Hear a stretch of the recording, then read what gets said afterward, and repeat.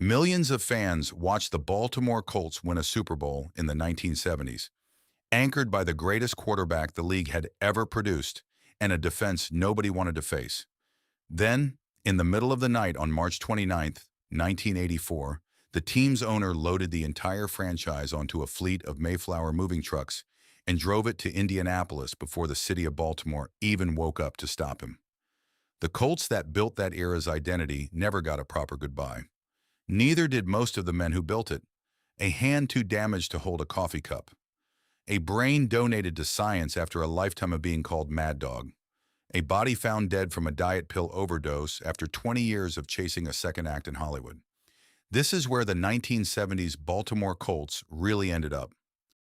One is the quarterback still regarded by many historians as the greatest to ever play the position, and whose own body eventually betrayed him more completely than any defense in his 18-year career ever managed to.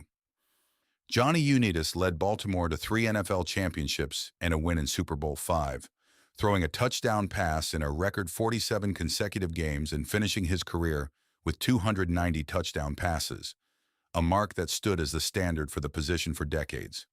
Born in Pittsburgh, Pennsylvania in 1933, Unitas was cut by the Pittsburgh Steelers as a rookie and spent a season playing semi-pro football for $6 a game before Baltimore signed him in 1956, transforming him within 3 years into the face of the entire league.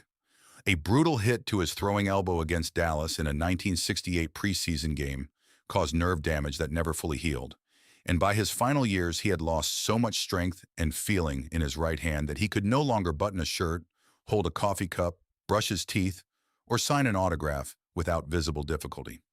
After retiring in 1974 following one final season with the San Diego Chargers, Unitas launched a string of business ventures, including a restaurant called the Golden Arm, a bowling alley, and an air freight company, nearly all of which failed, leading Unitas and his second wife Sandra to file for personal bankruptcy in 1991. He spent his final years fighting the NFL for better disability benefits for retired players, suffering the same kinds of injuries that had ruined his own hand. On September 11, 2002, Johnny Unitas suffered a sudden fatal heart attack while working out with a physical therapist in Timonium, Maryland, at age 69. Unitas was, by nearly universal agreement among the men who played against him, the best quarterback professional football had ever seen. Johnny Unitas spent his final decades unable to hold a pen steady enough to sign the same name that had once been the most famous signature in American sports. 2 is the towering defensive end whose menacing size on the field gave way, almost overnight, to one of the most successful second acts in Hollywood any former NFL player has ever built. Bubba Smith was the first overall pick in the 1967 draft and helped anchor Baltimore's defense to victory in Super Bowl V, a 6'7" giant out of Michigan State whose sheer physical presence drew double teams throughout most of his 9-season career.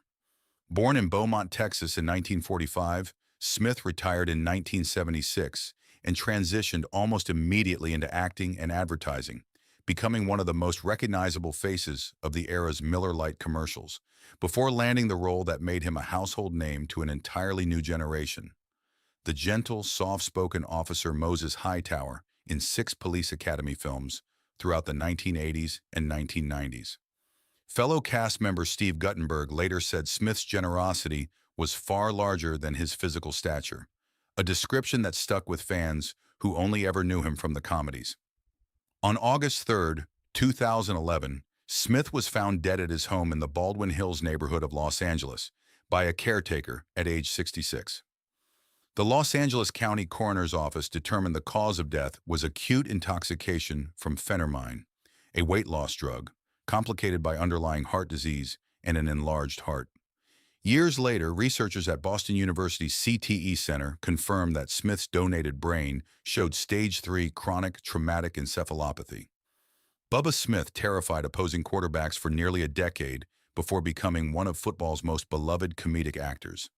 Bubba Smith's death, ruled an accidental overdose of a diet drug, turned out to be only one part of what was quietly happening inside a brain that had absorbed a decade of professional collisions.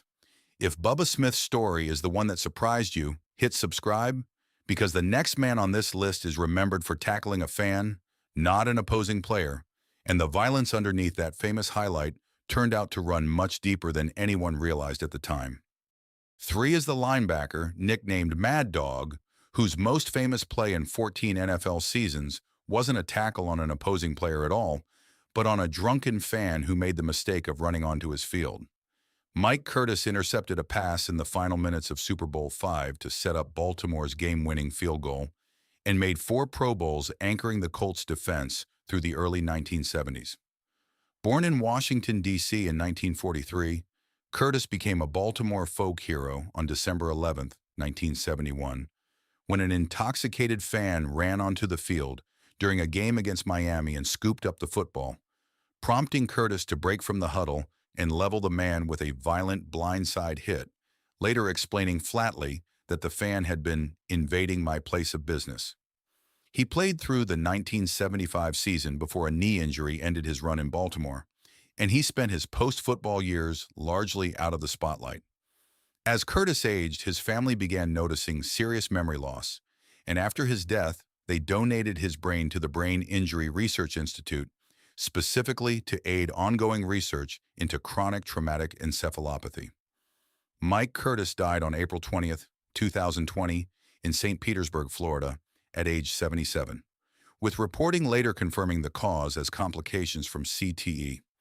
Former teammate Bill Curry said missing Curtis from the Hall of Fame was beyond his understanding, calling him one of the most complete linebackers he had ever shared a field with. Mad Dog Curtis built his entire legend around a single, ferocious hit on a man who was never even wearing a helmet. Mike Curtis spent his final years losing the same memories that had made him a legend, his family donating his brain in the hope that his most famous act of violence might finally help explain what all his other ones had cost him. 4 is the quarterback many considered the most talented pure passer of his generation. A player, Bill Belichick himself, later said he couldn't rank anyone above, whose career was cut short before the rest of the league ever got to see what he was truly capable of. Burt Jones won the 1976 NFL Most Valuable Player Award, leading Baltimore to 3 straight AFC East titles, and throwing for a career-high 3,104 yards and 24 touchdowns that season, earning a passer rating that only 2 other quarterbacks in the entire decade managed to match. Born in Ruston, Louisiana in 1951 and nicknamed the Ruston Rifle, Jones was the 2nd overall pick in the 1973 draft out of LSU and quickly transformed a Colts team that had gone 2-12 in his rookie head coach Ted Marchibroda's first season into one of the AFC's most dangerous offenses.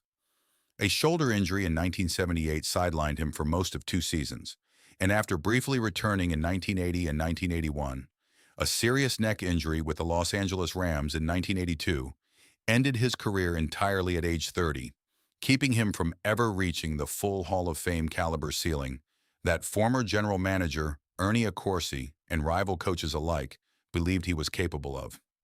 He retired to a much quieter life away from football's spotlight, largely avoiding the broadcasting and public appearance circuit that many of his contemporaries pursued. Jones is alive today in his mid-70s, remembered by an entire generation of Baltimore fans as a superstar whose ceiling nobody, including Jones himself, ever got to see the top of. Jones authored one of the most electric, if criminally short, quarterback careers of the entire decade. Burt Jones spent the rest of his life as the answer to a question every Colts fan of that era still quietly asks: what would have happened if his shoulder had simply held up? 5 is the towering defensive lineman who quietly built one of the steadiest, most unassuming post-football lives of anyone on this list, a stark contrast to nearly everyone else who wore the horseshoe helmet in that decade. John Dutton was the 5th overall pick in the 1974 draft, a 6'7" defensive end who led the Colts in sacks as a rookie and made 3 straight Pro Bowls before a 1979 trade sent him to Dallas, where he moved to defensive tackle alongside Randy White and helped anchor a Cowboys defensive line that set the franchise's single-season sacks record. Born in Rapid City, South Dakota in 1951, Dutton starred at Nebraska before becoming the highest NFL draft pick the state of South Dakota has ever produced. and he played 14 total seasons and 185 games across both organizations before retiring in 1987. Unlike so many of his Colts contemporaries, Dutton's life after football stayed almost entirely out of the public eye. He returned home to Lincoln, Nebraska, where he briefly ran a liquor store and restaurant called Dutton's Den, and later founded a small signage business. He is alive today in his mid-70s, having largely avoided the broadcasting deals, memorabilia circuits, and public health struggles that define so many of his old teammates' post-career stories. Dutton anchored two different championship-contending defensive lines across a 14-year career. John Dutton simply went home to Nebraska and built an ordinary small-town life, the rare man on this list whose ending never needed a single dramatic headline to explain it. If you've made it this far, and you're still thinking about those Mayflower trucks pulling out of Baltimore in the middle of the night, the last man on this list was the coach who built the team those trucks eventually carried away. 6 is the head coach who resurrected a moribund Colts franchise in the 1970s, only to watch the very team he had rebuilt get driven out of the city he'd built it in, twice, in 2 different decades. Ted Marchibroda took over a Baltimore team that had gone 2-12 in his first season of 1975 and immediately turned it into back-to-back-to-back AFC East champions across the next 3 years. A turnaround so complete it remains one of the most dramatic single-season reversals in NFL history. Born in Franklin, Pennsylvania in 1931, Marchibroda had played quarterback himself for the Pittsburgh Steelers and Chicago Cardinals in the 1950s before turning to coaching, eventually mentoring Burt Jones through the finest stretch of his career in Baltimore.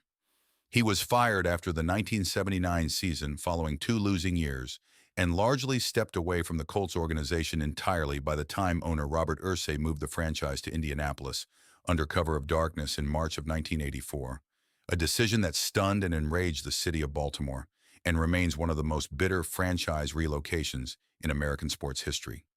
In an almost unbelievable twist of fate, Marchibroda was hired to coach the very same Indianapolis Colts franchise from 1992 to 1995, becoming the only man ever to serve as head coach of the Colts organization in both of the cities it called home.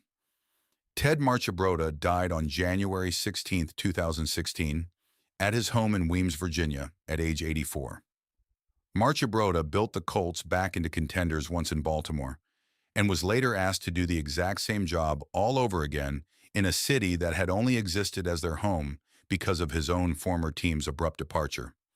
Ted Marchibroda spent his career rebuilding the same organization twice, in 2 different states, and never once got to coach the version of that franchise that stayed in the city where it actually started. They rest now in a Timonium gym, where a heart finally gave out mid-workout, in a Los Angeles home where a diet pill overdose closed out a second Hollywood career, and in a Florida home where a family made the decision to donate a father's brain to the very disease that had taken his memories first. 2 are still alive today, one in a quiet Nebraska town that never asked him to be anything more than an ordinary neighbor, and one still remembered as the best quarterback nobody ever got to see reach his own ceiling. The Baltimore Colts of the 1970s built a championship, a legend, and a fan base loyal enough to still be angry 50 years later about the trucks that drove away in the middle of the night. And the men who built all of it paid for that legacy the same way every roster on this list eventually has.